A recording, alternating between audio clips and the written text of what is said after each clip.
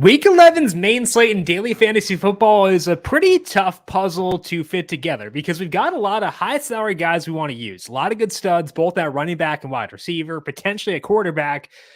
But we're going to have to scrape for some value because that's the one thing this slate is definitely lacking. So our job for today is to identify which of those studs we want to prioritize, identify value if it exists, and decide whether that value is worth it in order to get us access to those studs at running back and wide receiver. Breaking all that down for today, right now. Welcome on into the Heat Check Fantasy Podcast. That's right here on the FanDuel Podcast Network and FanDuel Research. My name is Jim Sonis. I am a managing editor of digital media for FanDuel Research, joined here as I am every Thursday by Brandon Gdula. Check him out on Twitter at Gdula13. He is a senior managing editor for FanDuel Research. Brandon, I initially was scared of this slate because the lack of value. I'm growing more fond of it because the games are becoming more attractive. Now, it doesn't mean that like value's popping up. It just means that I like the games a bit more because totals have been rising. So I'm conflicted about this slate. How you doing today? I'm good. If we're keeping it DFS centric, I feel kind of similar to how I felt last week. It's not exactly the same. Yeah. But it's a lot of I can see the case for I can see the case for this game. I can see the case for that game. I can see the case for this player, but it's not necessarily anyone I'm like, oh, cool. Like this guy's definitely going to anchor my lineup. Now that's probably a little bit unfair to someone like Austin Eckler or Christian McCaffrey if I had some extra salary to throw around. I feel really good with those two. Receiver is quite loaded. I would say that depends on where you put Stephon Diggs in there. Top 4, top 5 of Tyreek, Keenan Allen, CeeDee Lamb, Amon-Ra St. Brown, potentially Stephon Diggs, all salaried at 8,600 or higher on FanDuel. Like, sure, I'm not. If I could just play all those guys, it'd be easy. But it's a lack of value. It's stacking other sides of some of these games. Like for the Dolphins, I like Josh Jacobs fine, but like it's so. I know, but it's like you have offensive concerns for the other side of a stack, and we like to stack our players because we want to back and forth competitive games. So it's another week of like really good plays, no great plays, bring backs are tough. And then it makes me use more brain power. Like every time I'm like, oh, I'll just play this guy. And it's like, oh, wait, but I don't like the other side of the ball again. Just close your eyes and stack Texans Cardinals. That's where I've settled in on. We're going to talk about that game to kick things off in the bookmaker section, which is nuts. Love that. Imagine thinking that at the beginning of the year. We're going to talk about other game stacks, talk about some trends and injuries to note, and much more in just 1 second. But first, a reminder to make sure you're subscribed to the numberFire Daily Fantasy Podcast feed, wherever you get your podcast. We're here 3 times next week because it is Thanksgiving. So we're going to have a recap podcast on Monday. We're going to have our Thanksgiving slate breakdown on Tuesday. Do not know yet if that'll be live on YouTube because I forgot to ask. I'll do that after the show. And then our main slate breakdown will be Wednesday at noon Eastern. Again, I don't know if that's on YouTube yet. So either way, I'll check that later on today.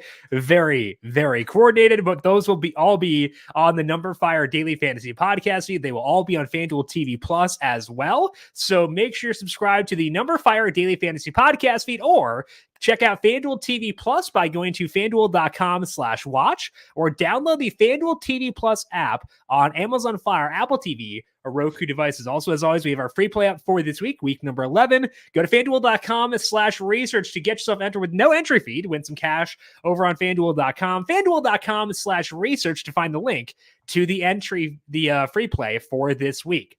Score early this NFL season with FanDuel, America's #1 sportsbook. Right now, new customers get $150 in bonus bets with any winning $5 moneyline bet.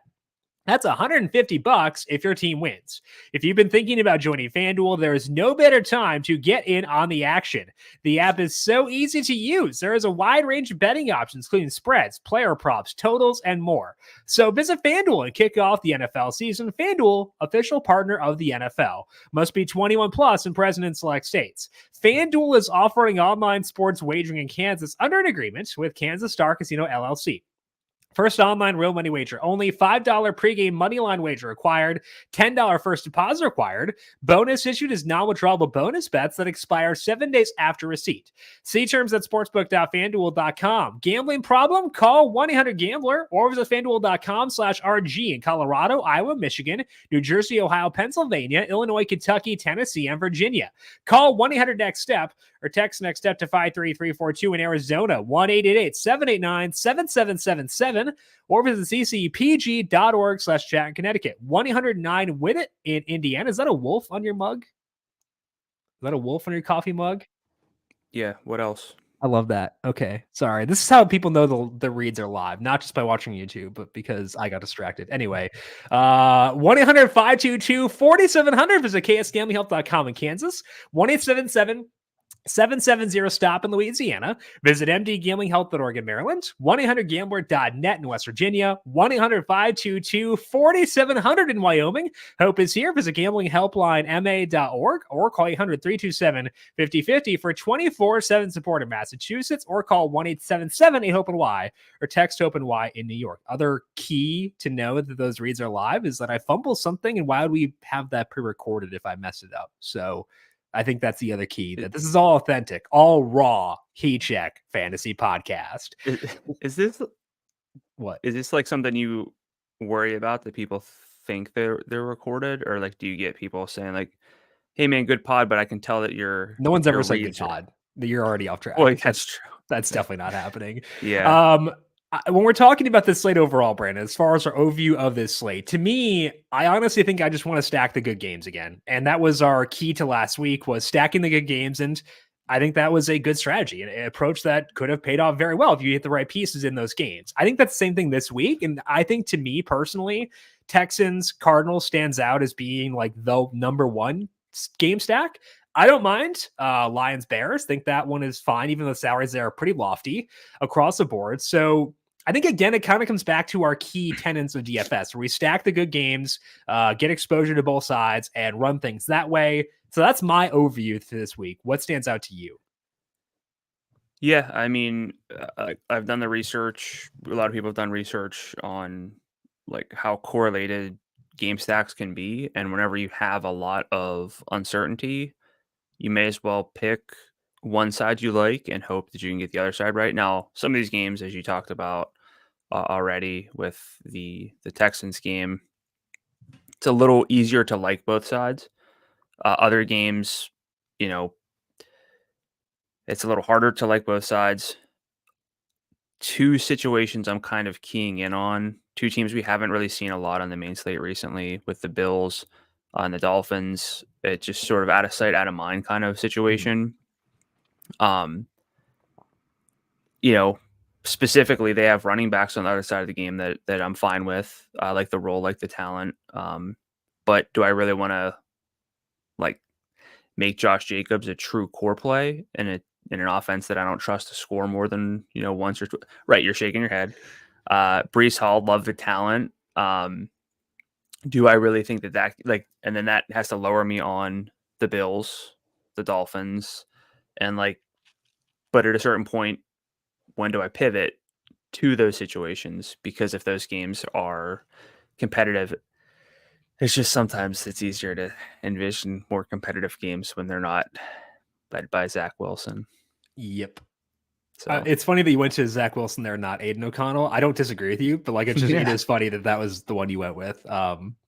I can't push back on that personally. Let's dig into some injuries impacting the Week 11 NFL DFS main slate, beginning with actually good injury news. Justin Fields is back. He's been cleared to return. He has been announced as the Bears starter. Khalil Herbert is on IR. I thought he'd be back last week, and then he wasn't. And now limited in practice Wednesday with a shin injury, in addition to the ankle he had before. Deontay Foreman also limited. So that backfield situation kind of murky. I'm probably just going to avoid it, but we'll talk about that in the bookmakers section. Devon Achane is back. His practice window opened, and it seems like he's likely to be back for the Dolphins this week. Limited in practice on Wednesday, so not a full, which was a little bit of a red flag to me, but we'll talk about them in the bookmaker section. Nico Collins was able to get a limited practice Wednesday. He said he'll be back after his calf injury. Dameon Pierce did not practice, potentially setting up another week of Devin Singletary. We'll talk about the Texans in the bookmaker section. Deshaun Watson done for the year after breaking his shoulder against the Ravens. So they're facing Pittsburgh. Total is 32.5. I did bet the over this morning. Can we cross that game off though? Steelers defense. Okay. What's the salary on them? 4,000. Okay, cool. I like that. Not opposed to that. Dorian Thompson-Robinson will start for the Browns in that game.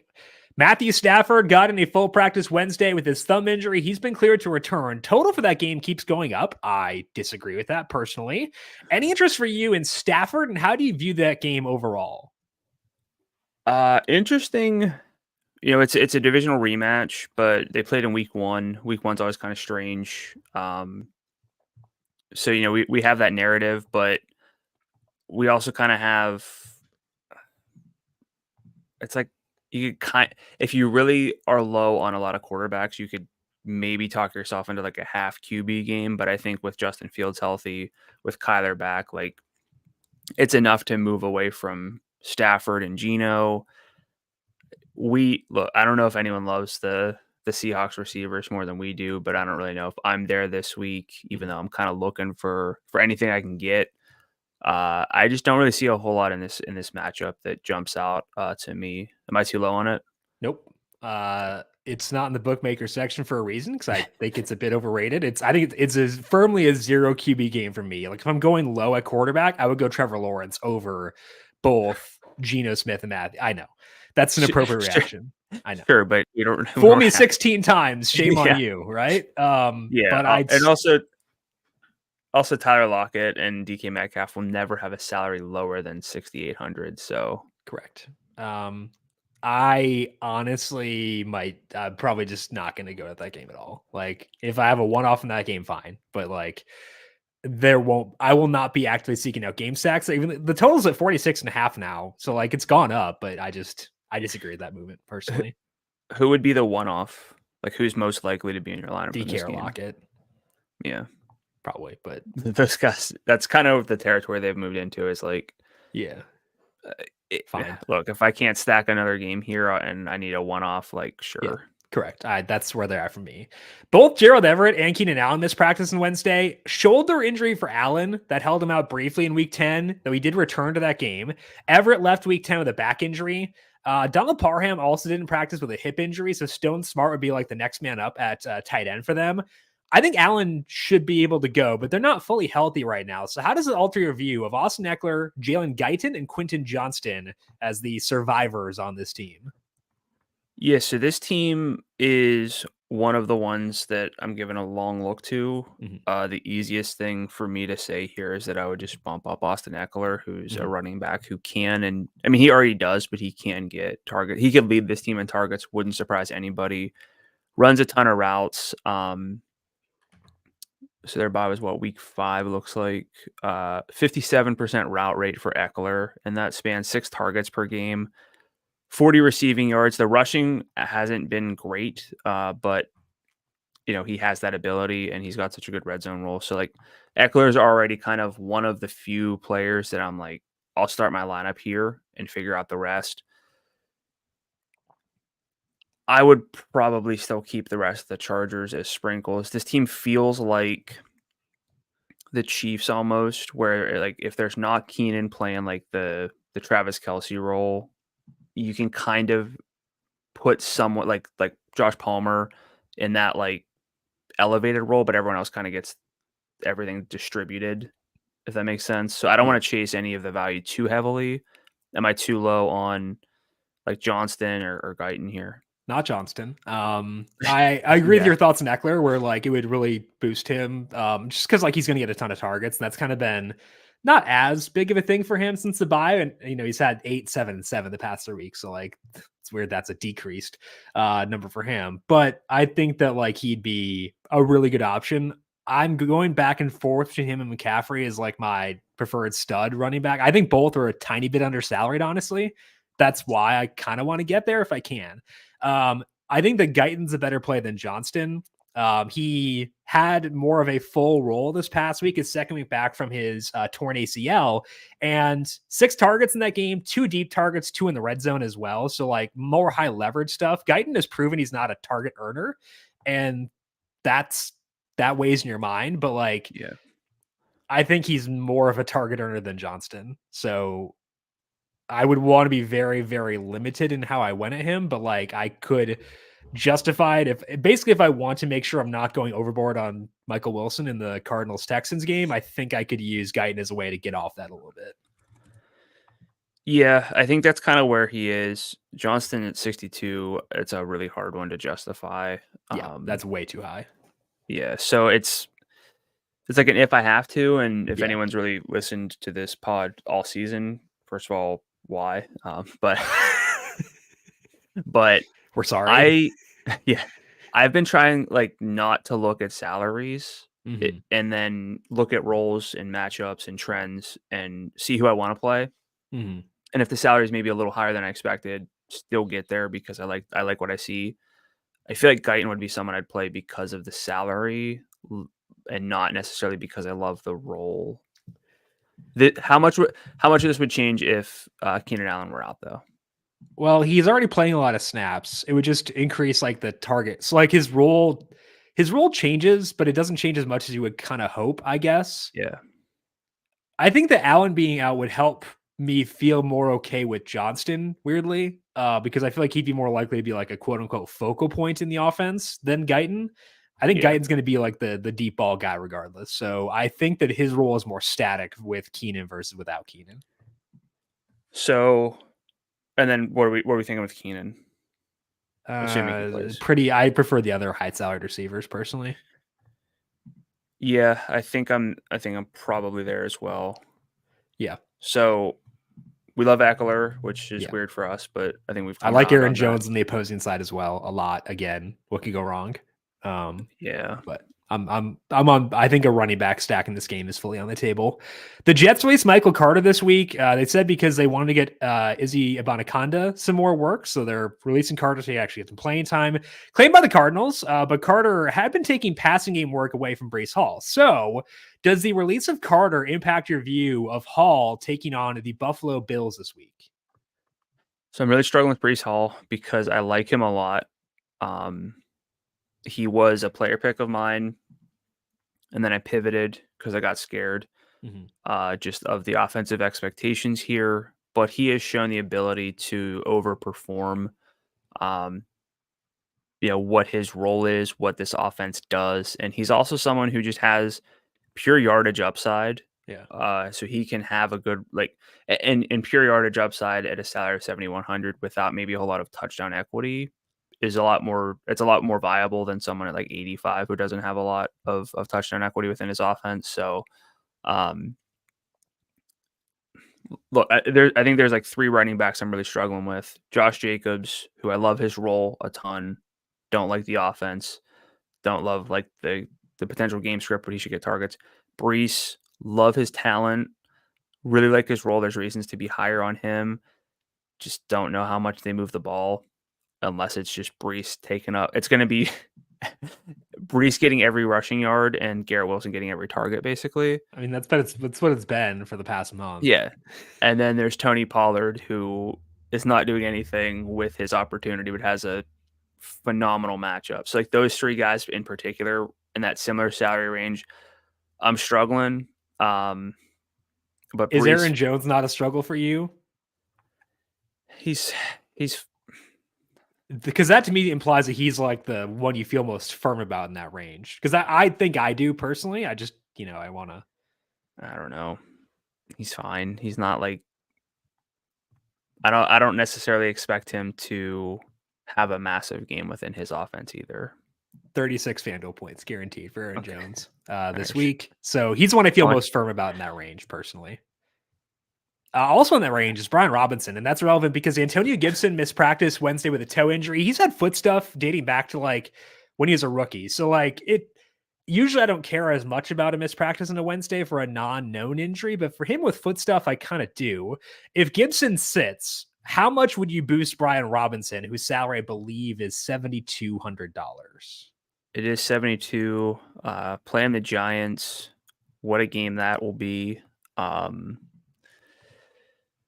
He's been like Robinson's been pretty good. Nobody cares about my season long team, but like I have him, and I'm like, I'll take what he's given me here. That's not to say he has the most like the most efficient season, but he is sort of overperforming. It's a little bit more of explosive plays than it is just consistent success rate, which I don't always love. But he's got a good red zone role. We know he can score if his team is going to score. I'd have a hard time though putting him above Jacobs and Brees and Jones. So you would rather use a 12.5-point dog running back over a guy who is a 9.5-point home favorite who is going to project for more passing work because his teammate is out? Yeah. I wouldn't. I don't want to use Jacobs to begin with, but like I would. I know, but you've never wanted to use Josh Jacobs this year. How has that worked out for me? Pretty well. Like he won me some money in single game. Does that count? Like that Sunday night game that one time. Like, I have fond memories of that, but like on a full slate when I can go to offenses and get players with juice, I'd rather do that. Bet if Gibson is out, bet me Robinson versus Jacobs. No. Why? Because I'm right.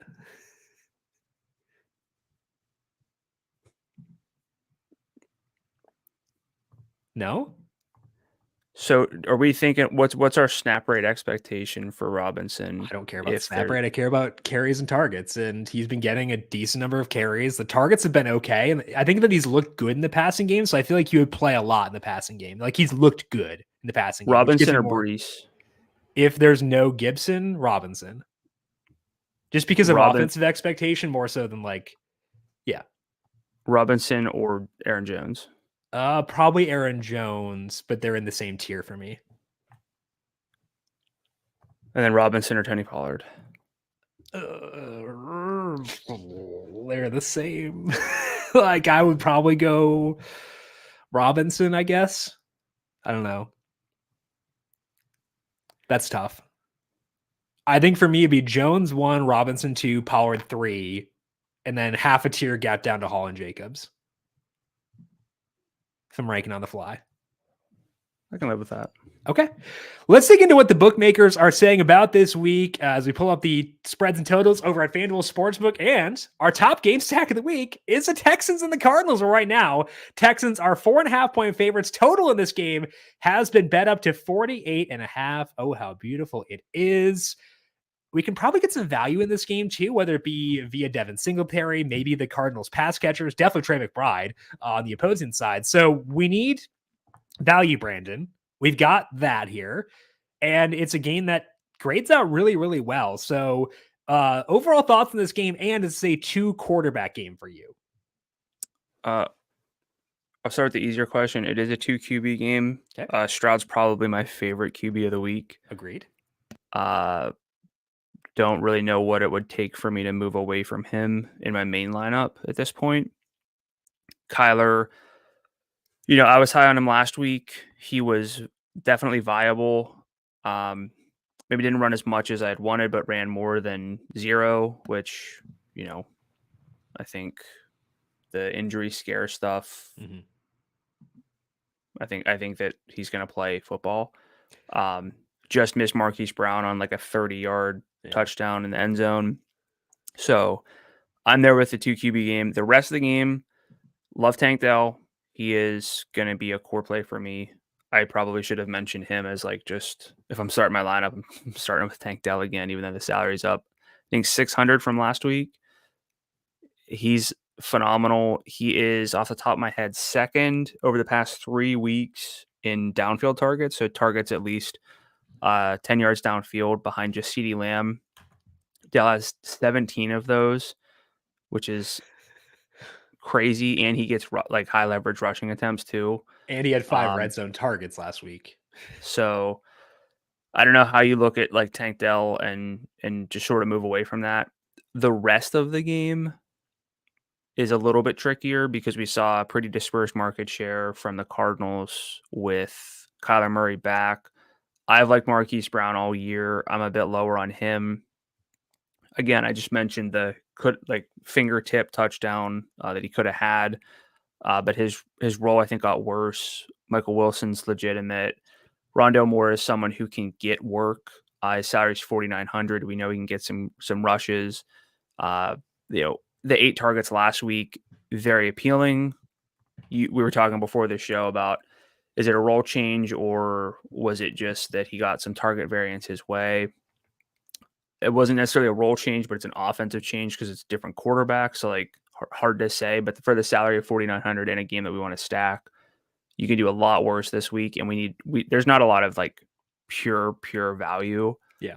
So Moore at 49, Wilson, 54, 52. He's 54. I'm good with all these guys, but I am most likely going to zero in on Stroud, Dell, and McBride.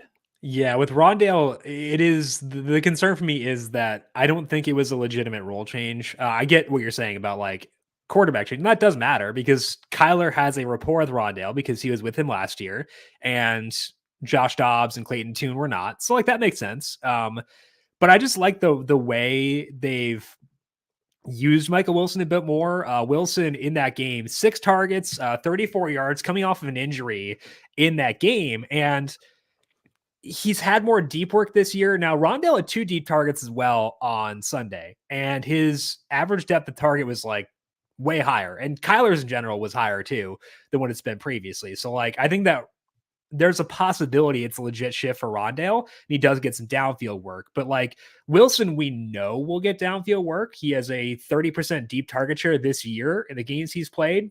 That doesn't actually change it because like didn't have any deep targets in the games he didn't play. But he's at a little bit less than 2 deep targets per game, and now gets Kyler, who threw deep 9 times last week, 2 of which were to Wilson. So I just feel better about Wilson having a downfield role where he can have a spike week than I do with Rondale Moore. Like if they would keep giving Rondale Moore rush attempts like they did when Connor was out, like he did get 2 or 3 per game, I could get more into that. But I prefer Wilson between the two. I'm not crossing off Rondale. I just prefer Wilson personally. But I think the key, it's Trey McBride again. Like the key value in this game is McBride, $5,900. He should be 64, 65, somewhere in that range. Like in the games without Zach Ertz, he has had 14, 5, and 9 targets. The 5 target game is a game Michael Wilson missed. So like even when Wilson's been there, McBride has still been getting a lot of work. Did get some, a lot of yardage on that last drive, but like he got that yardage because he told Kyler, like, hey, I'm beating the daylights out of this guy. Throw me the ball. And like, I think that's actually a positive. So I think McBride's the best value play here. I'm okay pairing him with Wilson or Rondale Moore in the same lineup. I think that's okay, given the low salaries and given the way things, how much I like this game. But thoughts for you on McBride relative to the rest of the slate of tight end? I think it's between he and Kincaid as Agreed. like my main tight end play. Weirdly, I kind of feel like it's a safer bet for targets for Kincaid, just because there are 4 or at least 3.5, depending on how you view Rondale, viable pass catchers in this offense now. But I'm not going to overthink it with McBride. Houston also allowing the second highest target per route rate to tight ends. It's pretty comfortably up there. So if we're talking about like, you could look at him and say he's had some like late game production in different games. He kind of has, but if they're going to take advantage of what's open, statistically, the Texans kind of force a lot of, targets to tight ends on a per route basis. So I'm not going to overthink it. He's my favorite play in this passing offense for sure. Yeah. I'm not going to say that I like Rondale more than Wilson. Rondale Moore. But should we be higher on Marquise Brown? I think if his salary were lower, I would say yes, but he's still $6,600. And I think that the McBride earning as many targets as he has really does hurt Brown. Yeah. Like you said, he could have had that touchdown this past week. But 4 targets overall for Brown, 2 of those were deep and none inside the red zone in that one. I think I just want his salary to come down a bit more. Like, I think that I want to use the guys who give me more of a value edge in this game versus him. I think it's a good question to ask, but What do you think Kyler's salary should be? It's 76 right now. What do you think it should be? I think I said 79 or 8,000 on the show on Monday. Okay, so if Kyler were 8,000 and Marquise Brown were 62, I'd want him to be 6,000 personally. okay, And also part of it is like, I know I need a lot. I need to save salary. And so like, even then, like the combo of the two of them, I would like that net to be higher. So that's the main holdup for me. Let's talk about the backfields here. Devin Singletary last week with no Dameon Pierce got 30 carries and was productive in that work as well. The Cardinals defense stinks against running backs. The Texans rush defense has been a little better this year, but James Conner did play a good number of snaps this past week. 16 carries, but no targets in that game. It could have been because he was coming out the knee injury, kind of easing him back in. So what are your thoughts on the backfield here, both Conner and Singletary? With Singletary, I would honestly be open to a Stroud Singletary stack. Yeah, for sure. Not because of the target potential, but because you kind of get access to what could be the highest scoring team of the week for very reasonable salaries on both sides. Because I'm not expecting, a huge shift in his target total. I don't really anticipate that Houston plays from behind and has to have a lot of check downs.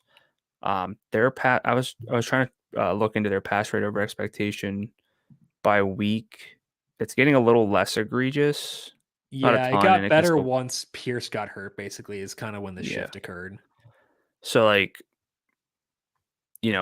but we're obviously looking at a 30 carry game from Singletary, so it's not like. So how would you rank Singletary on the full slate, assuming he's the guy again? Should he be someone that we're considering as just play him? I'd still prefer Aaron Jones.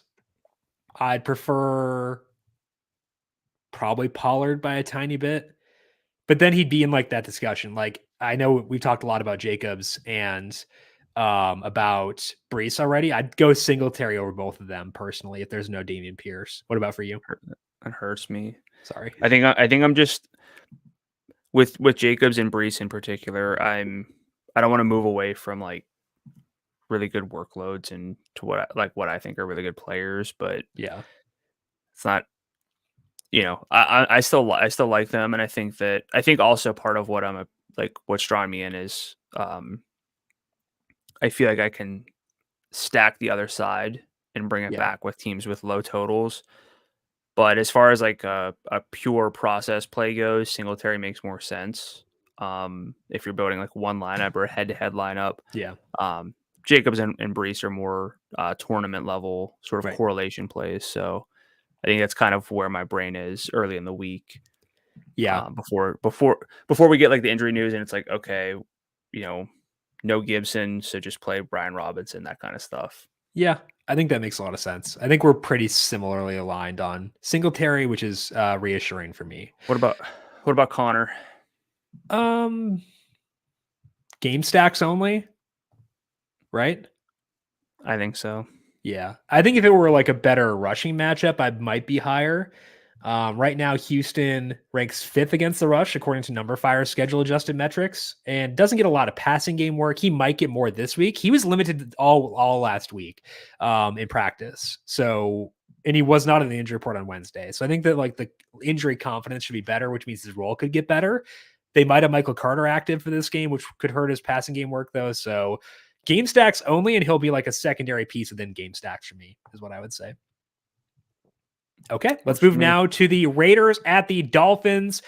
This one is kind of one-sided, at least I think. But I think it's worth discussing because The Dolphins implied total is 29.5, which is the highest in the main slate. 12.5-point favorites here against the Raiders. Total 46.5. So the Raiders implied total is not horrific, which does bolster your argument for Jacobs at 17. We're going to be on the Dolphins here. I feel okay speaking for you there. Any bringbacks, or is this a single team game? I think you're doing yourself a bit of a disservice writing off Jacobs if you're playing Miami, which I am going to be. And I think that's like ultimately what's driving. Like, this isn't the 17-point total historically would be too low for me to really want to dive in. But, we have some high totals on this slate, but not every total is really high. Jacobs' role still really strong.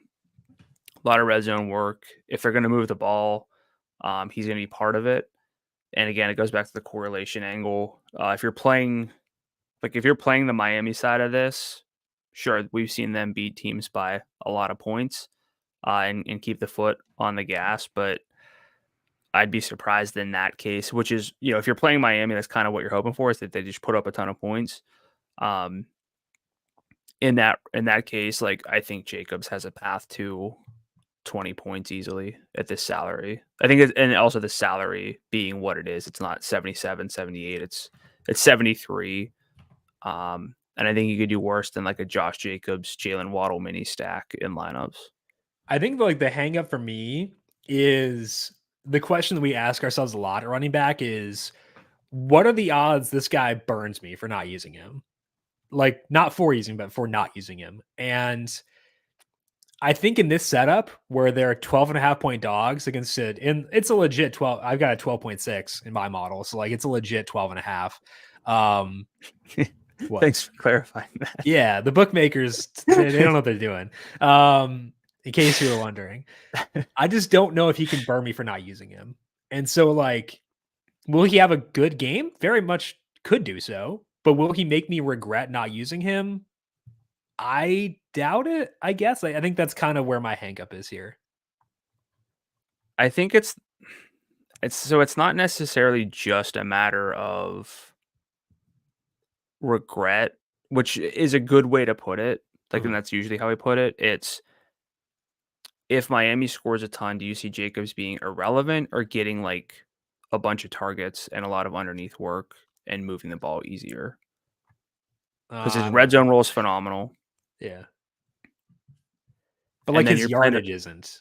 Like, he's at 87.5 yards per game this year from scrimmage. 87.5. Brees is at 103 since his snaps. You don't like him either. Well, I like him more than Jacobs. So Jacobs is 10th among all running backs, 9th if you remove Nick Chubb. Like, and his salary is 73. Derrick Henry's at 87.3. Do you want to use Derrick Henry this week? That's not a question, though. Why? He's not playing the Dolphins. Yeah, he's playing the Jags, who are. I'm not stacking the Jaguars like I am the Dolphins. I don't want to force a bring back just because I'm using one team. Like, that's where I settle in. I don't think it's forcing. I think it's getting a running back with a great role in a game that could have a lot of points and a lot of possessions. Do you give any thought in running it back with Devontae Adams or Jacoby Myers instead? I do, yeah. A little bit, but not as much. How do you view those two? Game stacks only. Okay. And it's like the same for Jacobs, really, but sure. like, okay. I think I'm probably a little too high on Jacobs. And I think you're a little bit too low on Jacobs because of like yardage totals. So I think Jacobs will be an optimizer boy this week, where it's like he pops in optimizers because his median expectation is very good, and I want ceiling, and I don't think his ceiling is very good. So I think that will inflate his roster rate unnecessarily. That's kind of my key hang up here. I get it. He runs over half the routes. He can get receiving work. I think he's a good running back. Are you talking about Aaron Jones or Josh Jacobs? Oh, sorry, Aaron Jones' implied total is 16,000 points higher. My bad. Is it? I mean, checking. How much? And let me get the actual implied team total. What's your implied team total for Green Bay? Quarterbacked by legend. 1.07. and total at 43.9. So 21, 22. Can't do math. 21 and a half, Okay. which their actual implied total is 20.3. So there we go. Let's talk about the Dolphins side of things here, because I really, really want to use Devon Achane. Mhm. I want to be very reactive to practice reports, though. Mike McDaniel sounds like he doesn't want to give away what they're going to do with Achane, which is his right, fully fair. I think that the key thing will be if he gets into full practice on Thursday, then I would say it's rockets up, baby. That's probably not the right phrase. Arrows up. I don't know. Whatever. I'd use him pretty Fins heavily. up. $8,000 for Achane. And Mostert's been banged up. He's kind of looked a lot. He's kind of come back to earth from an efficiency perspective recently. And Jeff Wilson has never really gotten super involved. So I feel like their quote unquote need for Achane has increased as the year has gone along. So Achane, $8,000. If we get a full practice on Thursday, I'm going to be pretty in on that personally. How are you handling him coming off of this injury? Going to be watching the practice report. So this is another one of those situations where this is an especially hard week. It feels like to talk about Thursday because if there's no Antonio Gibson, obviously Brian Robinson makes a lot of sense. If Achane is full by Thursday or Friday, then I mean this guy was just breaking DFS, and he should be able to do it this week. So let's say those two instances happen, we all of a sudden have like McCaffrey, Eckler, Achane, Robinson. Those guys probably should be the core plays at running back, and then if we get Singletary by himself. Yeah.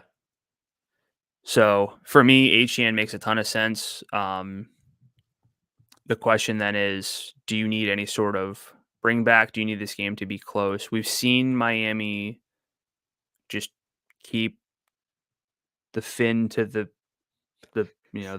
keep the fin down on the gas pedal. Sure. But do you think that they just let Achane run wild coming off this injury if they're up by 17 in the third quarter? I don't know. I mean, they might not, but we've seen them do it once before, which I think does help. I think that the injury thing does matter for that because Right. they might just want to be conservative there. Yeah. But that could be a case for using Jalen Waddle instead. So let's talk here about the pass catchers. Waddle's salary $7,100. Tyreek Hill 98. I think Waddle, he played through injury the entire first half of the year, and Mike McDaniel, after they lost to the Chiefs, so before their bye week, said a key to their bye was getting Jalen Waddle fully healthy. So to me, that says he was not healthy before, should be healthy now. We know what he can do when he is healthy, and we haven't seen that a lot so far this year. So I think Waddle is a guy I want to be on at 71. That range at wide receiver is really, really good. You've got, let me see here. You've got Waddle there. Garrett Wilson is there at 7,000. Don't even. I'm listening to what other people might like. Don't even. Christian Kirk is there. DK Metcalf is there. You've got some good Tank Dell. Sorry, I forgot him. I was gonna say, did you? Tank Dell's in that range. So I think that it's a good range, but I still want to get to Waddle. What's your read on him? And then Tyreek Hill and potentially Tua Tagovailoa. Waddle's the most. I mean, Achane, if he's good to go, is going to be the most likely Dolphin I play. Waddle would be next up. Still kind of up and down production from him. Don't always love the target total. Seems like they can kind of move away from him or just not necessarily force feed him. That the way that they do Tyreek Hill, who has double-digit targets in 4 straight, obviously has huge yardage upside, has scored a ton this year. He was flagged as a big touchdown regression candidate. But Waddle's salary makes it a lot easier. I guess the question, though, is, and this is, I think, just the $1 million question for this game, do you believe enough in the Raiders at all? Because if you don't, Waddle could get 6 targets and just do nothing, and they don't really need to do anything more. Does the game script depend? Does Waddle's playability depend on the game script for you? No, because the efficiency could be so high. I think it impacts Hill more because his salary is so high. But I don't think it impacts Waddle as much because the efficiency could be through the moon. Yeah, but I think Tyreek's getting his 10 targets either way, and Waddle might get. I don't know. I think the game script is less of an issue for Waddle because the salary is so low. I don't think it's low for a guy who's. He's been hurt the whole year. We love Jalen Waddle, but he's been hurt the whole year. He had like a 25% target share with Tyreek Hill last year.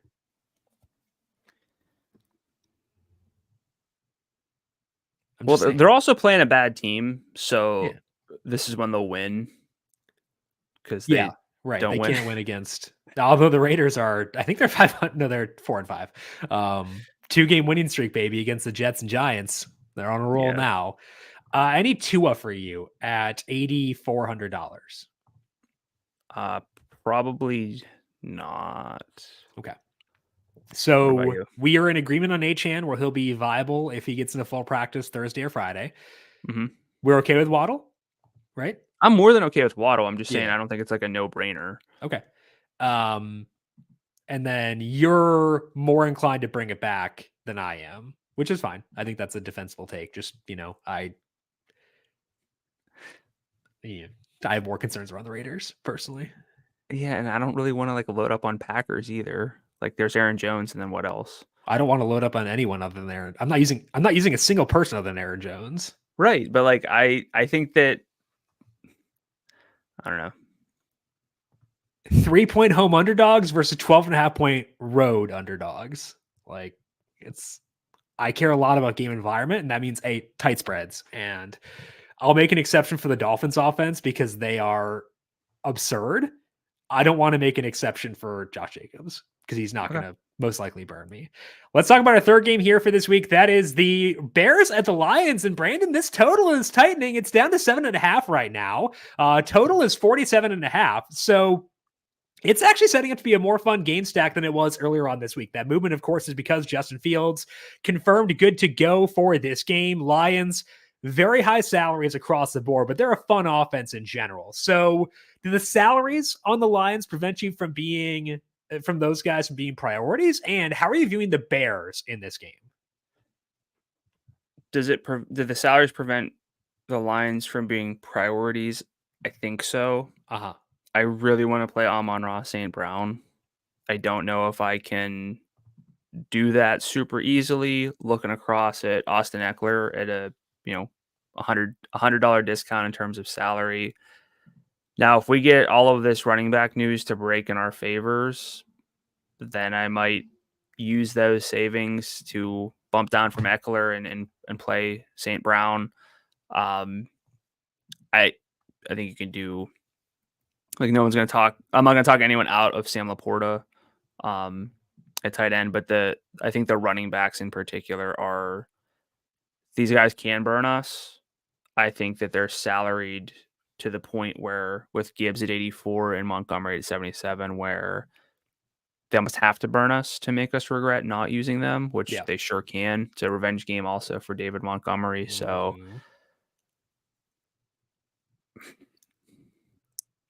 All of that is to say I want to play them, but I probably won't play as much of them as I want. So what are your thoughts on the Lions? Yeah, I think that I agree with you across the board where I prefer Eckler over Amon-Ra St. Brown at similar salaries. I think that I've been going back and forth on Amon-Ra St. Brown versus CeeDee Lamb because I like Lamb like the way that he's being used more right now because he has a lot of yardage upside, but they're outdoors, they're on the road, whereas Amon-Ra St. Brown is indoors at home, and I think that matters quite a bit. So going back and forth there, but that's I think that is an endorsement of Amon-Ra St. Brown of if I'm weighing him versus CeeDee Lamb, given the workload Lamb has gotten recently. As far as the running backs, I thought Gibbs' salary probably should have been upper sevens based on the workload he saw this past week. Snap rate was pretty high, still got goal line work.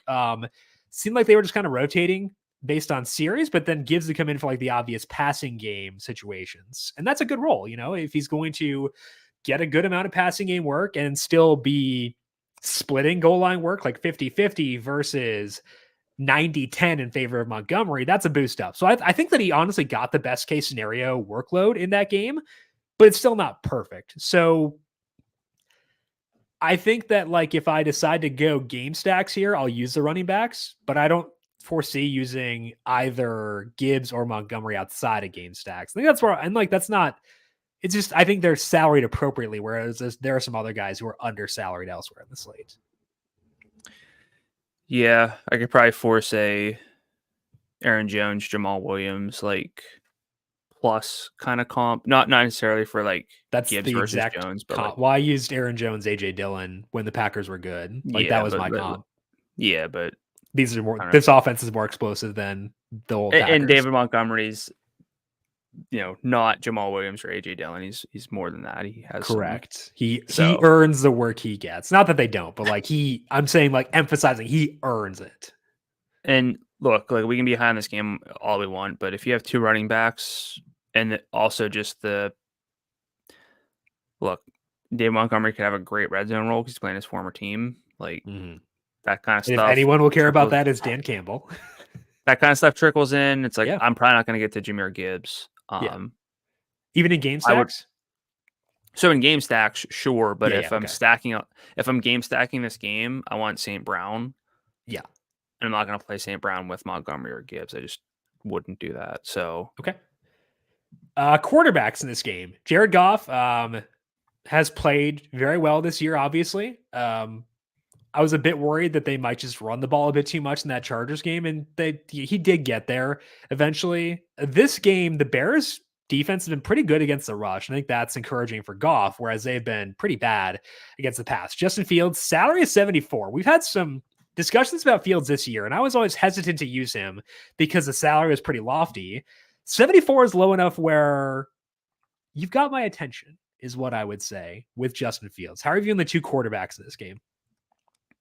Not super likely to play Goff, but again, not going to fault anyone for doing it. I would just rather play CJ Stroud. Sure. Agreed. Fields, we want to talk about someone who can burn us, make us regret not using them. Oh, yeah. Fields can do that at this salary. If it was 84, I'd say correct. Probably not. Not that he couldn't put up those points at 84, but it's a whole different dynamic. The fact that he's undersalaried. I guess the real question is Fields or Kyler. I had a long thought with that yesterday. Like it took me a bit to decide, like 10 minutes actually, which is not the most productive use of my day, but I thought there for like 10 minutes and I was like, okay, like Fields will probably run more, but Kyler is in a game with a tighter spread and a slightly higher total. He's not immediately coming off an injury, whereas Fields, this is his first game back. So I prefer Kyler, but I think they're very, very similar. So if one winds up where it's like roster rate for Kyler is 10%, Fields is 3%, I'd be okay pivoting to Fields and just kind of taking the discount there. And his salary is lower too. So I think they're in the same tier. I prefer Kyler, but I think they're in the same tier. Who are you more likely to find stacking candidates you really, really like? I love DJ Moore and I really like Cole Kmet. So more likely to find Trey McBride is like, right. So if we're counting McBride, then it's Kyler. But I think that Fields has two guys I like, whereas Kyler has one I really like. Okay. And then which game are you more likely to stack? Texans Cardinals. Okay. Do you disagree with any of that? No. So then at this rate, I don't know. This is such a hard slate to break down. It's driving me crazy. What are your thoughts on DJ Moore and Cole Kmet? If I'm gonna play Fields, which I'm going to, I'm gonna play these guys. Moore's got a 24% target share and 5 starts with Fields, like that. Kmet's at I think 21%, pretty good red zone roll. So like if I'm playing Fields, if I'm stacking this game, these guys are part of it. That leads me back to what's Kmet's salary? 56. Like Kmet and Amon-Ra St. Brown. Basically, I just want to play Amon-Ra St. Brown a lot. I have CeeDee Lamb ranked a little bit ahead of him, but Kmet, look, we like McBride. We like Dalton Kincaid. Kmet, I think, deserves to be at least at the bottom of that tier, at the start of the next tier. Yeah. And so in a game that I like, if I maybe don't play, like maybe in my Michael Wilson lineups where I'm not playing McBride or something like that, Komet's going to be someone that we can stack multiple games with. Again, this is such a hard slate to break down because it's just going to be like which game stacks do you fit into particular lineups. Not Cole Komet's the best tight end play of the week. So I don't know. I feel like I'm talking in circles about all this stuff, but it's really dependent on where you land on your game stacks. Yeah. And that's fine by me. I like those kinds of slates where I just pick, okay, I'm stacking this game. Where does that lead me? I like that personally, but I Oh, understand so you're why. stacking the Raiders? No, I'm just going to use the Dolphins. Stacking game or team. Sorry, I'll rephrase. Let's move now to the trend section and talk about the Buffalo Bills because they have been a topic of discussion throughout this week. They lost to the Broncos on Monday because they hate me. Now they're facing the Jets. Tough defense, but it's a great offense. And they've got a quarterback who can scorch the earth when he is on. So you're going to talk about the Bills in tough matchups and with their new OC, Joe Brady. What do you see there? Yeah, so the Bills were top 8 in points and yards per game after this week. So of course the offensive coordinator is the place you got to look to mix things up. But I've been messing around with some adjusted success rate and EPA numbers, and I have the Bills as the best like composite offense in football. But I don't know. Seemed like things were going well, and now they have a new offensive coordinator. I personally don't put a whole lot of stock into like changing things drastically based on new coordinators. I think talent tends to sort of drive what a lot of what happens in terms of game plan and efficiency. But Joe Brady he was the passing game coordinator and receivers coach for LSU in 2019. They were loaded with Joe Burrow. They led the game, the nation in points per game, yards per game. He was the offensive coordinator for the Carolina Panthers in 2020 and 2021. This is where like offensive coordinator trends and splits and stuff. Just like his quarterbacks were, Teddy Bridgewater, we love him. Sam Darnold, Cam Newton, PJ Walker. So like it's really hard to say that whatever we can learn a whole lot before Cam got there. Was he? Yeah, he got fired like real early that season, even though It was like week 12, wasn't it? I don't know. He dragged the corpse of Teddy to like some great games in 2021. Well, I looked it up on Wikipedia. I believe it was week 12 when he got fired. When did Cam get there? I don't know. I thought it was earlier than that. I thought it was earlier than that. But either way, sorry, maybe Cam Newton didn't have a whole lot of reps here. But in 2020, the Panthers were 31st in my adjusted pace metric, but 9th in pass rate over expectation, according to NFL Faster. I saw some like buzz about motion rate that they used. They were 9th that season, according to Next Gen Stats. Before getting fired in 2021, the Panthers were 27th in pace. So basically didn't operate with a great pace, middling in pass rate over expectation, middling in motion rate. So like, I don't know. They might slow things down, but they also might not because it's a whole different situation.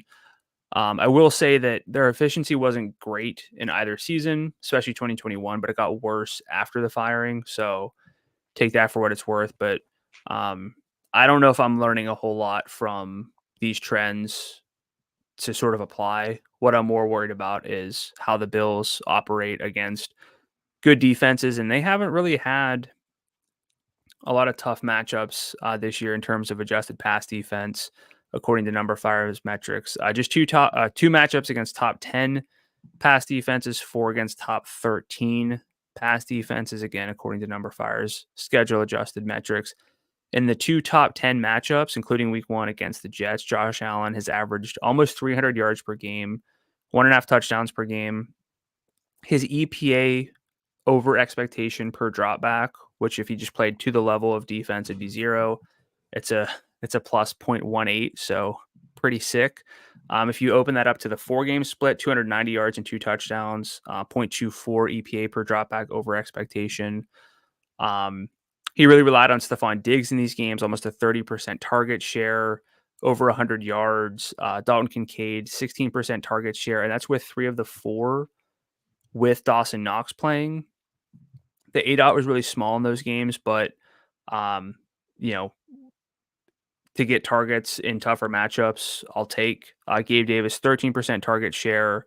But I think specifically here, what we can learn is that this is still a viable offense against tougher matchups. And in 3 games without Knox, Diggs has a 25.3% target share. Kincaid's at 24%, and Davis is at 21%. Khalil Shakir's at 12.6%, but he's got a good ADOT of 10 yards. I don't know if I'd quite get there. But frankly, I'm not worried too much about the passing offense. I would put Diggs toward the bottom of that elite receiver tier just for the sake of, the matchup. And I prefer other games to be a little more back and forth. I think Josh Allen's a great pivot. We're talking about like all of these lower salary quarterbacks. I think it's a mistake just to cross off Josh Allen here. I would assume we both like Dalton Kincaid, but what are your thoughts on the Bills here in a tough matchup where short week, new offensive coordinator, people could be off of them? Where are you going with the Bills? I think they're a good option if we get some value to open up, because it's not easy to get to Allen and Diggs. And like if I'm using Allen, I'd want to use Diggs with him personally. Okay.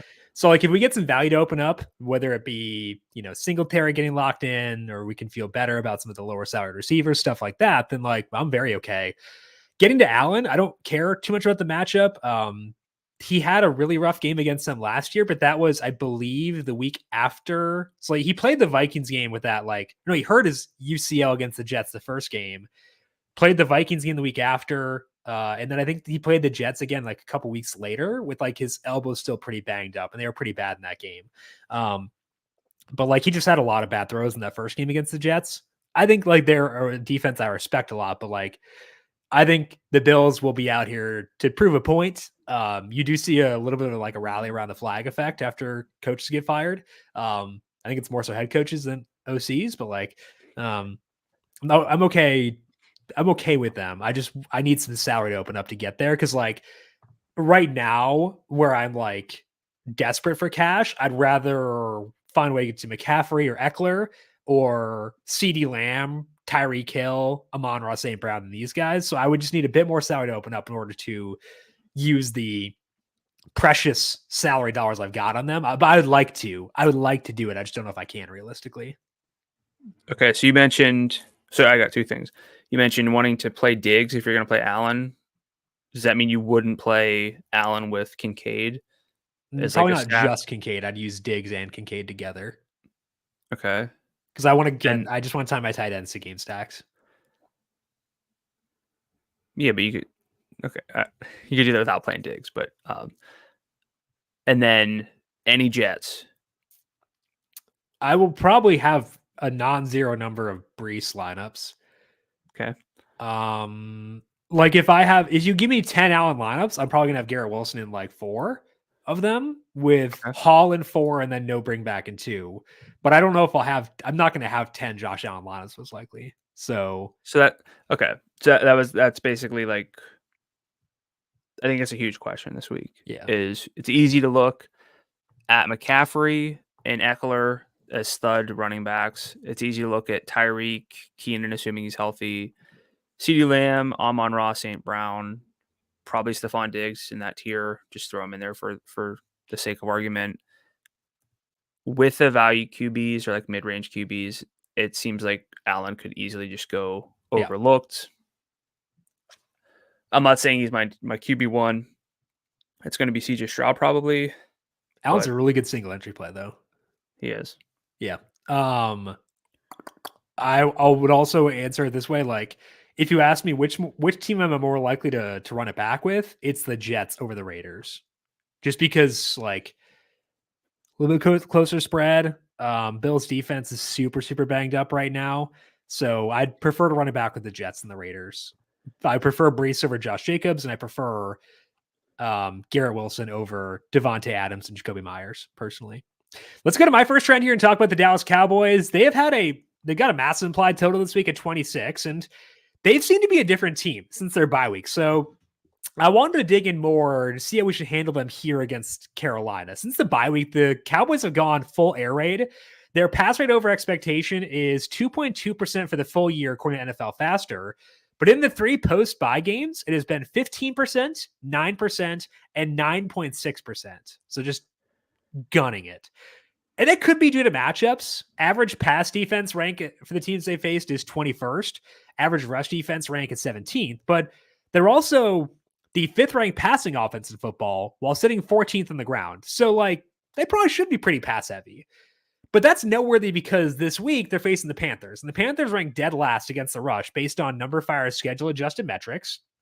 Teams have just a 44% pass rate against them on early downs, which is the lowest number in the league by nearly 2 percentage points. So the question is whether the Cowboys run it a bit more this week, because last week Tony Pollard had a 95% snap rate in the first half. Finished with 0 targets. He had 4 out of 18 red zone chances, so the usage was bad. But he's also at just 2 targets per game since the bye because CeeDee Lamb's been getting everything. But given the snap rate in the matchup, I think now, of the weeks to buy low on Tony Pollard, this is the best one we've had so far. That does not mean we should ignore the passing game, though. They're still going to throw at an above average rate, and the Panthers rank 20th against the pass. In 3 post-bye games, CeeDee Lamb has a 37% target share on a very pass-heavy team with a 46% deep target share, which is 4 per game, 4 deep targets per game. He also has a 33% red zone share. I don't know if that puts him above Tyreek Hill, but those are clearly the top 2, I think. And Lamb's salary is $600 lower than Tyreek Hill, so I probably would rank CeeDee Lamb above Tyreek Hill. Jake Ferguson's salary up to $6,000, which is above McBride, above Kincaid. I'm not going to rank him above them, but he's at least viable. Target share 18%, 29% red zone share. So I'm in on Pollard, even while acknowledging that he is flawed. And Lamb, to me, is now a legit, like, the wide receiver 1 consideration. Any other takeaways for you on what the Cowboys have done since their bye? What about Dak? 85 is not terrible for him. I could see doing that. He's got 24.88 FanDuel points or more and 4 straight. Just had over 38. We want to talk like touchdown regression. He's probably due for some of it, but he also was due for it in a positive sense since the start of the year when he had he had 1 game with 2 touchdowns, tons of games with 1 passing touchdown, and then just racked them all up. Honestly, kicking myself a bit because that's the kind of stuff I like to key in on. Yeah. But I think Dak's in play. Question then becomes, because we're talking, and this is sort of the problem with the slate, bringbacks. Are you more likely to bring back a Panther, a Raider, or a Jet? Jets 1,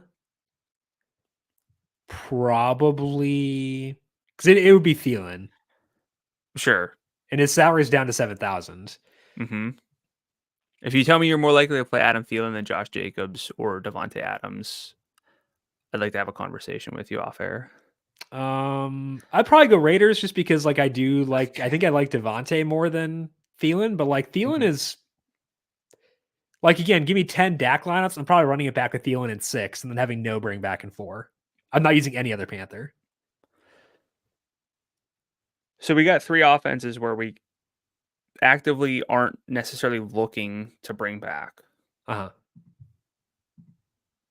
But we have like Lions, Bears, and Texans, Cardinals where we want stacks. So game stack those games, have one-offs on the good teams. Easy game. Simple. Yeah, easy game. Right. Play the good teams. Yeah, it's not that hard, Just make it easy on yourself. Let's go to your second trend now, which is talking about the Chargers, because they've had a pretty big shift in the way they operate with no Josh Palmer.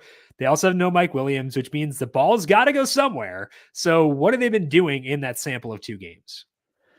Yeah, 2-game sample with Eckler, but no Mike Williams and Josh Palmer for the Chargers. It's a small sample, sure, but updating what we're doing, digging into these types of samples is a big part of what we try to do. And in those 2 weeks, Justin Herbert's averaged 229.5 yards, 2 touchdowns on 35 attempts per game. ADOT is 6 yards, but his EPA per dropback over expectation is plus 0.21. So he's played really well once you account for the opponents faced. And if you dig in closer, I mean, The Jets, 136 yards and touchdowns, subpar efficiency. And then that Lions game with 4 touchdowns, over 320 yards, great efficiency. The matchup this week is a lot more akin to the matchup with the Lions. So that's relevant. Also he had 2 QB sneaks from the 1, but didn't score. I'll take that.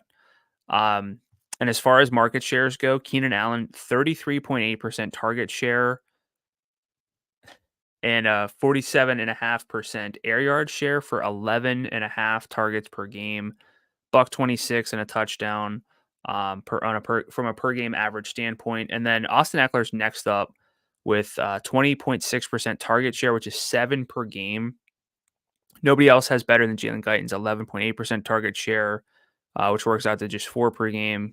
Quentin Johnston, 10.3% target share. But digging a little bit deeper, Johnston has run as many routes as Keenan in this split. 89.3% of the team's dropbacks he's run a route on. Guyton, that number is 80% even. Eckler, 57.3%, which is really strong for a running back. Last week, in case we were looking for, sort of weekly updates, I suppose about the same, which just, justifiably puts Allen ahead of everyone else. But Guyton and Johnston running routes, just not necessarily a lot of targets. Of course, Allen, not 100%. And if we were to get Allen out, I don't necessarily know if I would go to Guyton or Johnston super heavily. They'd be in consideration for me. It would just put more emphasis on Austin Eckler for me, honestly. In addition to a great receiving workload of 7 targets per game in this split, Eckler, 16.5 carries, 80% red zone rushing share, 53% of the red zone opportunities, carries plus targets. So he's got leverage, rush, good rush defense matchup. I don't think I'm going to get off of Eckler this week. I don't think I want to. Herbert, I think is still a bit imperfect. Just we know he doesn't run a ton, but he can run. He can also kind of have that goal line roll. But he's also got that top tier efficiency where he can go for 350 and 4, which is basically what we want from a pocket passer. So he's kind of a dual threat for DFS, but it's definitely skews more toward the pocket passer trend. But where are you with the Chargers? Is this team in consideration as the best offense of the week? And we already answered this question earlier, but any bringbacks other than Aaron Jones? They're not the best offense of the week because the salaries are appropriate on those guys. So I think that the Texans are the best offense of the week personally, but I think that you asked, talking about whether Eckler is the top priority, and I keep going back and forth on this, but the more I think about it, the more he probably should be above McCaffrey once you account for salary. McCaffrey, $10,000, Eckler, $8,800, and the Packers are getting shredded on the ground right now. They made Najee Harris and Jalen Warren look like Jahmyr Gibbs, David Montgomery, basically, which is a red flag. Eckler gets to benefit from that now. He's been getting great target workloads, still has his great red zone share. So the more we talk, the more I think I should probably make Eckler as the top priority among studs, not just a running back, but even above CeeDee Lamb and guys like that. Is that too far? No, I think he and Tank Dell, honestly, are the two names I keep. Tank Dell's role is really, really good, and we like the matchup. We like that game. So Eckler, Dell, maybe McBride again. McBride is firmly there for me personally. So those are probably my 3. I'm pretty close to putting CJ Stroud in that. Sure. Okay, I got a QB, a running back, receiver, tight end figured out, and then really either the Steelers or 49ers at 4,000 for defense. That's probably my core that I want to kind of build around. And I feel like that gives me still enough flexibility, but enough upside. So to answer your question, Eckler, probably my top play of the week. Yeah, I think I'm coming around to that as well. As far as Aaron Jones goes, I really like him as a bring back option here, and I like him as a standalone play too. Even last week, he didn't pay off when I was pretty heavily on him, but he had 6 targets once again, and I think the yardage upside in this game is pretty good. We saw again what the lines did the Chargers last week. I think that it's just a very good matchup for both Aaron Jones and Austin Eckler. And I don't really have a lot of game and environment concerns with this one. Total in this game is 43.5. My model has a 43.9. So like, or 44.0, I guess, rounding up. So I think it's justified where it's at. So I actually don't hate it's a pretty fast paced game too. So I think that game stacks of Eckler with Jones are pretty in play. And I don't mind stacking them together because both those guys get a lot of work in the passing game. Do you envision any differentiation stacks with Herbert and Allen, or is it just too hard to do? Nope. Too hard to do. What about you? Yeah. I think I'm probably more likely to play Diggs and Josh Allen. I would too. Same here. Okay, let's move into my final trend here and talk about the 49ers, favored by 10.5 against the Bucks on Sunday. We know the Bucks defense can be exploited, especially through the air. So I wanted to dig in and see what the 49ers offense does when they're in a potentially one-sided script. This will be the fifth time that the 49ers have been favored by at least 7 points this year at close of market. In these previous 4 games, their pass rate over expected has been -1% or higher each time, or lower, I guess I should say. And there's been at least -9% twice. Brock Purdy has averaged 27.5 pass attempts per game in those contests. He's at 31 per game in the other games this year. Targets can be a bit tough to parse because Brandon Ayuk missed one of those games. Both Christian McCaffrey and Deebo Samuel got hurt in another. In the other 2 games, Ayuk is at 6 targets per game, which leads a team. McCaffrey second at 5.5, followed by Deebo Samuel at 4.5. It is worth noting that Samuel got banged up in week 4 and had 0 targets in that game. If we look at the games where all guys have been healthy, Ayuk leads with a 23% target share, followed by Deebo 22% and McCaffrey at 20%. George Kittle is at 16%. And those are pretty spread out for a team that might not hit 30 pass attempts. But because the efficiency is so high, Ayuk went for 148 yards in one of those games, and Samuel had 101 yards in scrimmage in the other one. So they can still go off even on low volume. As for McCaffrey, in the 3 games he has finished, he has averaged 19.3 carries, 5.3 targets, and 143 yards from scrimmage per game. He had 24 out of 45 red zone chances. And as a result, I think that McCaffrey is like still on par with Eckler, considering salary. That's why it's so tough. And I want to have, like in my primary lineup, I want one of them in there. I know that. Like I can say that pretty definitively. I want one of those 2 guys in there. Didn't go off last week despite the slanted score. Even in a tough matchup, I really would like to get there. It's just a question of whether or not I can. So are you willing to bend over backwards to get to McCaffrey on your roster, or do you prefer Eckler, Tyreek Hill, CeeDee Lamb, and then any other 49ers for you? Willing to do it, yes. Am I going to do it? Probably not.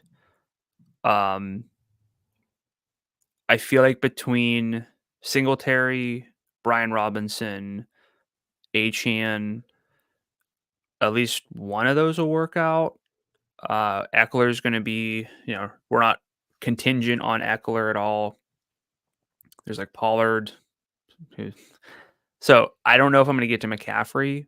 Although I probably should. They'll probably start him a new touchdown streak, maybe get him 3 or 4 to make up for last week whenever I finally just threw my hands up and said, you know what?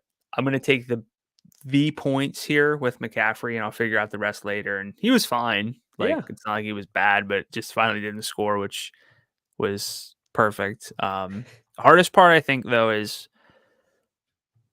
I don't like the bringbacks. Are you more likely to bring back like Buccaneers or Jets? Well, I know what I'd do with the Bucks, and I'd just be use Mike Evans or Chris Godwin. Yeah, but like Chris Godwin has no pulse at this point. And I don't I'm fine with Mike Evans, but I don't necessarily want to go out of my way to target him. Yeah. In a matchup I don't love. So not ideal. And that matters. And so I know we talked about Jacobs and Brees and Garrett Wilson and Devontae, but if we have all these other offenses we can use, why not just use a good offense as opposed to forcing a bring back? No, I understand that. That's just Uh, not how our process is. yeah. Because whenever games go back and forth and there are big games, they're usually tied to other big games, which But is like just you're implying that we have no one-offs. We have games we can stack with like the I don't Lions like Bears game. one-offs. I don't like that's the thing. I don't like the one-offs. But like they're not like you're gonna have a I player in your lineup who's a one-off. no, I know that. Okay. So just make it be from the good teams. Yeah, That's how sure. you get exposure to them is via the one-offs. Okay, so who are you playing from the 49ers in this game heavily? McCaffrey, You're playing him heavily. probably. Because I'll have either Eckler or McCaffrey in most lineups. Okay. And I can get to McCaffrey in my Texans Cardinals stacks. Okay. So like I'll have one of them in 80% of lineups, I think. And probably be like, right now I'm probably leaning like 50 Eckler, 30 McCaffrey. Across all your lineups. Yeah. So it'd be like 60, 40 between the two. Okay. So you're a lot higher on McCaffrey than I expected. Uh-huh. And this is staying the same if we get a lot of that value opening up. Well, that'd make it even easier to get to him. So yeah, for sure. So, but you wouldn't use. I'd like, rather use it to get to single McCaffrey. Well, I could use all three and just load up a receiver. That's fair. That's what I was asking. Yeah. It depends on how great I feel about them because it could just kind of more so than like getting off McCaffrey could get me off the more like thin mid-range running backs. Like it could lower me on Brees Hall in a bad offense. It could lower me on other stuff. I don't know. Like primarily getting me off Hall and Jacobs. Yeah, this is a really hard week, Thursday morning, to talk about like who the true core plays are.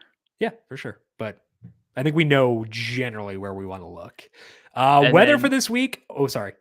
No, pass catchers for the 49ers. I want to use Debo, but realistically, I don't know if I'll get there just because I will have most of my receivers will be in game stacks. So,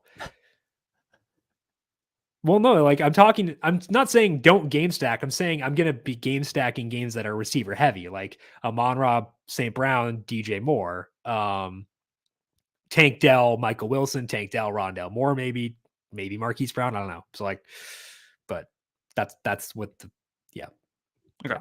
I got you. Weather for this week, only game with wind speeds above 10 miles per hour is in Buffalo for the Jets and the Bills. That's at 11 miles per hour right now. Not a huge concern, but worth checking back on later.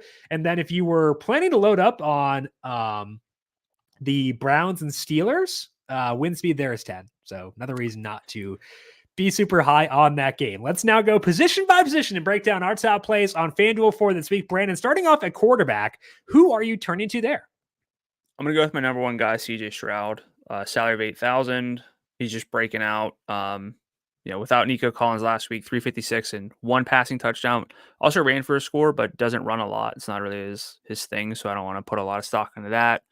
Great matchup. Cardinals are 30th in completion percentage over expectation allowed, passing success rate, and pressure rate. They're 32nd in yards per target allowed on downfield passes, so passes traveling at least 10 yards. Stroud's ADOT is 9.3. It's a full 1.5 yards deeper than the NFL average, and he has thrown it deep to anyone and everyone. I love that. My second love, I'm going to probably do this a lot, so just a heads up, it's going to be a little messier. My second love was Josh Allen. I think he's a great single entry sort of pivot. But with the fact that I would like to play McCaffrey, I'm going to play Eckler. I don't want to overlook the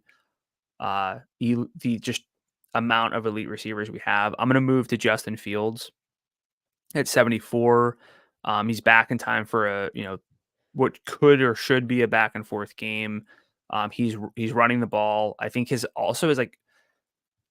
looks a bit better as a passer. Having DJ Moore kind of seems like it's elevated him. He's got two stack candidates, so it's a salary of 74.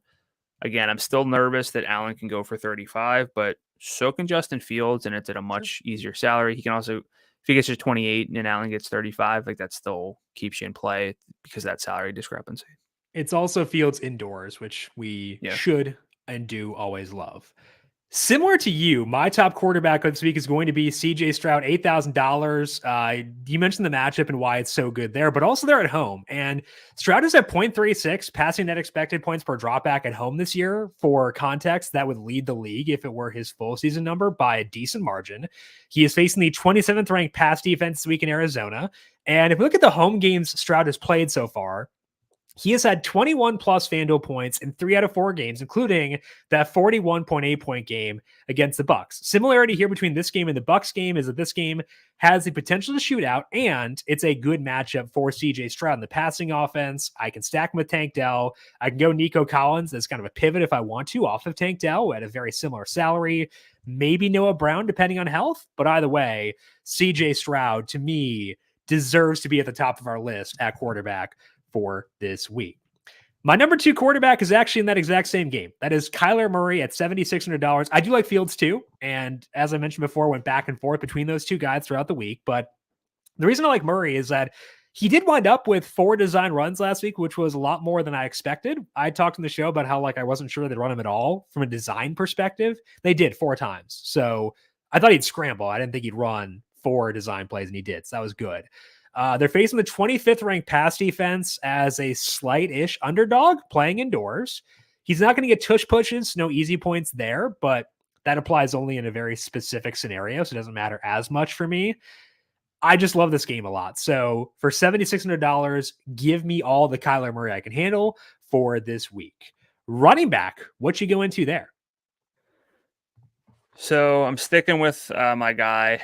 It's just weird that he's my guy this week, but Austin Eckler, I think he's undersalaried for what the potential is, especially for just the fact that he's going to get targets and can get a lot of targets and could get more if Keenan Allen is not 100%. But the Packers are about league average in rushing yards over expectation per carry allowed to running backs, but letting up a high target rate on a per route basis to running backs.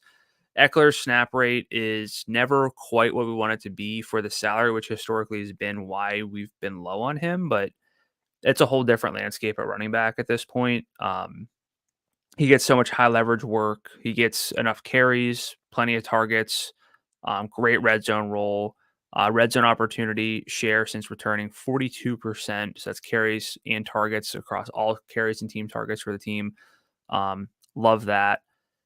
Rest of the running back, I don't know. Honestly, I like Brees as a bring back, but I'm not going to really go out of my way to make him a core play. I like Josh Jacobs in bring backs, but bring backs only. I would put Brian Robinson here if we knew for sure that he was going to be the guy. But the one name that I feel like we can put here either way is Tony Pollard, unfortunately. So he's going to be my second love. Salary of $6,900 against the Panthers. At a certain point, it's got to matter what he's doing with his opportunities. And something that you like to point out is at what point, does his role get worse? Mm-hmm. And we got to be cognizant of the fact that his role might change. As of now, I think the salary accounts for a role getting a little bit worse, but it's such a good matchup with the Panthers. 31st in rushing yards over expectation per carry, 29th in rushing success rate, and 32nd in adjusted FanDuel points per carry allowed to running backs, 29th in adjusted FanDuel points per target allowed to running backs, and the snap rate's been at least 65% in each of the last 5 games. Workload hasn't been phenomenal. Efficiency hasn't been phenomenal, but is his snap rate going to go down to 50%? Probably not. It could. But in the matchup, I think it makes a lot of sense. And I'm gonna make an assumption here that we get Devin double digits, 30 carries, full with his workload in a game that we love at a mid-range salary. So if we don't, obviously we're not gonna play Singletary if Dameon Pierce plays, but his role last week was really good in 2 games without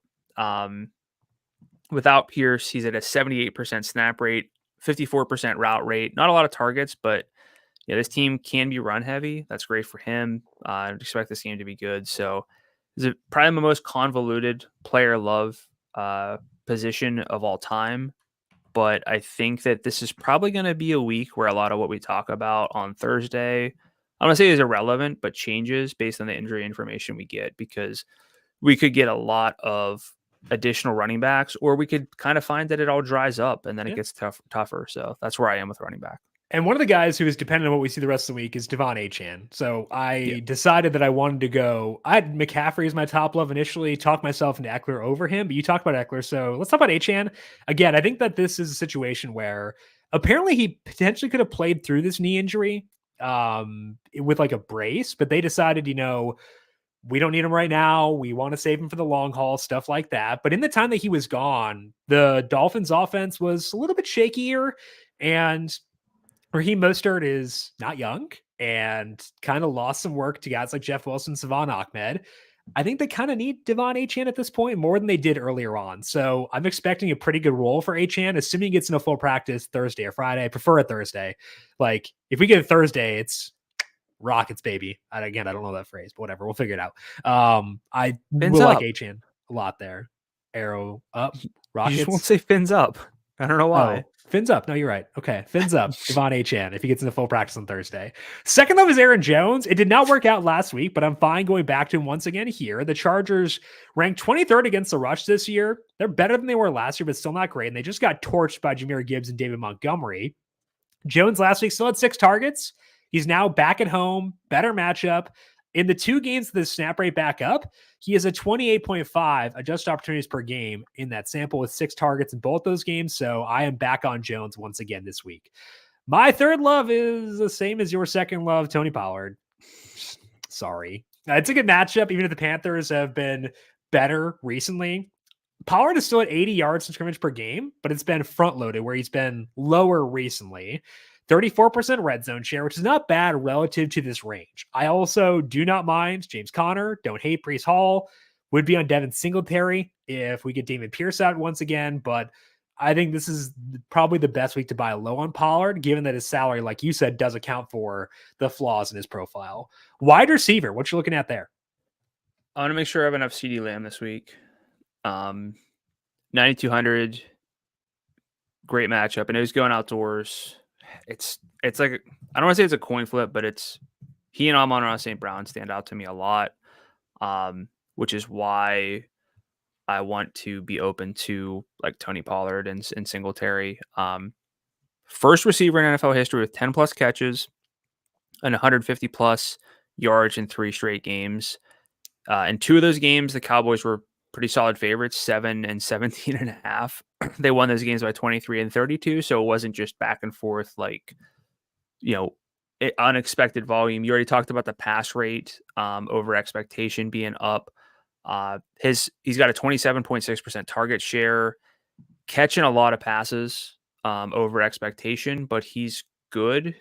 I don't think it'll quite stay to this level, but to get 10 plus catches in 3 straight games, you got to have the targets. And I expect the targets to be there in a plus matchup. He leads the league in downfield targets over the past 3 games with 22. Nobody else is within 5. I know doesn't truly account for buys, but that's pretty sick.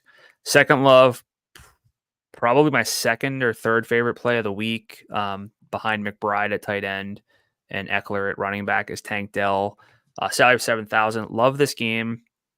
Coming off of a 14 targets, 1 carry game, 25 targets over the past 2 without Nico Collins. I don't care if he's going to be heavily involved in this offense. Also, Noah Brown not 100%. So the Cardinals are allowing a league high catch rate over expectation of plus 9.2% to opposing receivers. I know we kind of ragged on Chris Godwin, but it's been touchdowns and overall target volume, but he's kind of been efficient. But Cardinals letting up 1.85 yards per route run to receivers, which is about the same as Chris Godwin. So that's all receivers. Yeah, that's kind of crazy.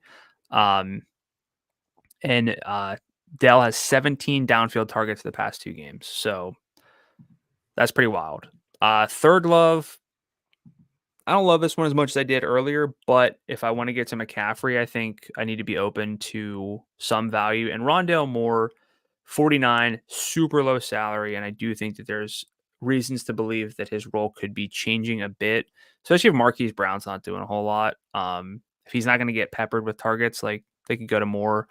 For the salary of 4,900, definitely viable. 8 targets last week. Know he can get rushing attempts, but also 74% route rate last week. 4 viable options in this offense. I would probably rank them McBride easily number 1. Michael Wilson number 2, but he's your love, and I don't want to step on your toes there. Probably Rondale, and then Marquise Brown, I think, whose salary is a bit too high for the volume that I think he might get. I think I'd flip Marquise and Rondale, but I agree with the rest. So we're pretty much on the same page with this offense in this game. Ideally, I'm not getting down here, but we're probably gonna have to realistically. So yeah. My first love is Tank Dell. I initially had Jalen Waddle, but like if we think Tank Dell is like the priority, like we should just double up on him. So I'm gonna put Tank Dell in here. Last week did ruin his streak of consecutive games with multiple rush attempts. So that was upsetting. I'm still trying to recover from that, but he still had 13 yards rushing in that game. 5 red zone targets, 14 targets overall, and now goes back home where he had 114 yards and 2 touchdowns last time that they were there. He's had big upside. I think that Nico Collins can still have those spike weeks. So I don't mind a pivot to Collins, like a single entry Stroud lineup. That'll probably cut the roster rate in half. Nico is getting fewer targets than Tank Dell when they're on the field together, but he can still go off too. So I prefer Tank Dell, but if you want to pivot in single entry, I think that Nico grades out really well there. My second love is DJ Moore. I don't like chasing negative game script at wide receiver because it implies the offense has sucked to that point. But the Bears probably going to be forced to throw more in this game than they usually do. And in the games with Justin Fields that he's finished, Moore has a 25% target share with 36% of the deep work. He has shown big game potential playing indoors, pretty pass heavy script. His salary's back down to 68. So I think now is the time to buy on DJ Moore. My third level receiver is Michael Wilson. He didn't do a whole lot in Kyler's first game back, but he did get 6 targets there. He has a 17.9% target share in 2 games with no Zach Ertz, with a 30% deep target share overall this year. He had 2 deep targets from Kyler last week. Kyler was throwing it deeper more than he usually did back in the Cliff days. So $5,400, great game. It's a play we don't like because it is based on his salary. So we hate that, and justifiably so. But realistically, I got to save somewhere. I think Michael Wilson's a good way to do so. I also think a good way to do so is a tight end. Go ahead first. Who is the lowest salaried receiver? Rondale.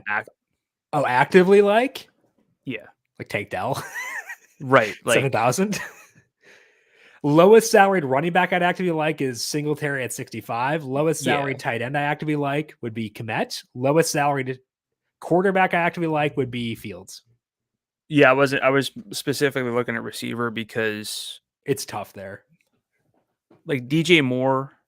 Oh, sorry. Sure. DJ Moore. I actively like him. 68. One of your player loves. Oh. Yeah. But after that, it's like you got to talk yourself into everyone. So at that rate, like Calvin Ridley is a consideration at 65, but not someone I really want to get to. But right at that rate, you're either playing 3 guys at more salary or higher, or you're like, I'll play some Rondale and hope he gets 7 targets and 2 carries. So I just wanted to get a sanity check there. Sure. Tight end, I like Trey McBride, of course. Good salary. He's got some competition now within the offense, but I already mentioned this. Texans allowing the second highest target per route rate to tight ends on the year. Positive catch rate over expectation of plus 5.2% let up as well. Team high 9 targets last week, 3 of which were downfield, at least 10 yards. 131 yards. He's got yardage upside, which not a lot of tight ends do. I'm not going to overthink that one at all, just because he might have, 3 other pass catchers. Second love, Dalton Kincaid, 58. 7.7 targets per game, 24% target share in 3 games without. Dawson Knox, 61 yards per game, despite a low ADOT, under 5 yards, but still 1.3 downfield targets per game in that split. 25% of the team's red zone targets. Jets are a good tight end matchup. They're good against tight ends, but the role, the offense, I still think this is a way to get access to an offense that people might be a little bit low on. And I'm fine playing Josh Allen and Dalton Kincaid and not trying to force in Diggs as well. So he's a way that I can get to Allen if I want. Yeah, I had the same two guys. Starting with Kincaid, since you were just talking about him, like the route depth stinks and the target depth stinks, but that could be something that changes with Joe Brady being the OC. Like that's always something that could change. And if he keeps his same role, he's a good play. If he gets more deep work, he's a great play. So I'll take the good play aspect of that. 25% target share in 3 games with no Dawson Knox, 27% inside the red zone. His one deep target came last week. It was a 22-yard touchdown reception. It works. Use him downfield. I also do like Cole Kmet at 56. Don't mind him. But again, top guys, Trey McBride. He has 14 and 9 targets in the 2 games without Zach Ertz and with Michael Wilson. 2 deep targets from Kyler last week, and they seem to have a rapport already, which is pretty encouraging. So $5,900 for Trey McBride is too low, I think, with where things currently stand. Going to defense, what you looking at there? I like the Steelers at 4,000. They're on the road, but playing Dorian Thompson-Robinson in his one start, 121 yards passing, 3 interceptions, 4 sacks on 36 attempts. Steelers they're not a flawless defense necessarily, but 4th in completion percentage over expectation allowed. Should be able to limit things. Of course, we don't just want like low scoring. We want sacks and turnovers, and that's what I think is in store here. Also like the Niners who you're about to talk about, Lions and Giants as well. I'd be cool with. Yeah, the Niners also 4,000, and I love Baker, and he's playing pretty well, but he will throw picks and he will take sacks. He is aggressive, and that benefits us for sure. They should have the Bucks in a negative game script pretty early in this game, I would expect. I also would be okay using the Giants at $3,500. Like if you really want to save salary, facing Sam Howell, who's been a lot better recently at avoiding sacks. Like kudos to him. They've figured that out. So good on him, but it's 3,500. It's a low total.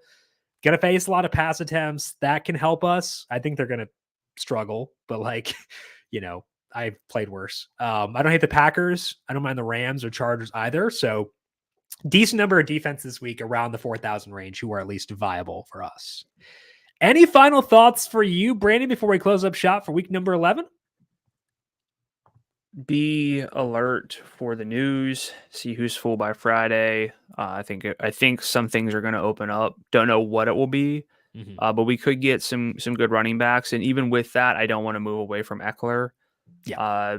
It could help me get to McCaffrey, but playing McCaffrey, Eckler, and one value back, I don't think is going to necessarily do enough to open things up the rest of the way. Because as we talked about, there are a lot of receivers below 68 that I want to play. So I'll default like rank out these games you want to stack and make sure you get access to them in whichever ways you think is best. Yeah, it's the same thing as last week where pick a game you think will go off, build a lineup around who would benefit if that does happen and go from there. Injury situations to monitor: Antonio Gibson as it relates to Brian Robinson, Devon Achane if he gets into full practice, and then Dameon Pierce, because that could open up quite a bit at running back for us. That is all that we have here for today here on the Heat Check Fantasy Podcast. As mentioned, next week, 3 shows, Monday, Tuesday, Wednesday, to get you ready for Thanksgiving and week number 12. So make sure you're subscribed to the numberFire Daily Fantasy Podcast feed, wherever you get your podcasts. Not only us, but also Tom Vecchio at the Daily ISO and Austin Swain with the Heat Check for UFC DFS as well. Brandon, if people have questions for you on Twitter, where can they find you there? I'm on Twitter at Gdula13, GDULA13. And I'm on Twitter at Jim Saunas. You can also find me on Threads at Jim.Saunas. You can find FanDuel Research on Twitter at FanDuel Research. I want to thank you all for tuning in for today. Good luck to you with your DFS lineups for week number 11. I must have 12. We'll talk to you once again next week for a 3-episode week. I forgot the words I was going to say there. Thanksgiving slate just around the corner. This has been the Heat Check Fantasy Podcast right here on the FanDuel Podcast Network.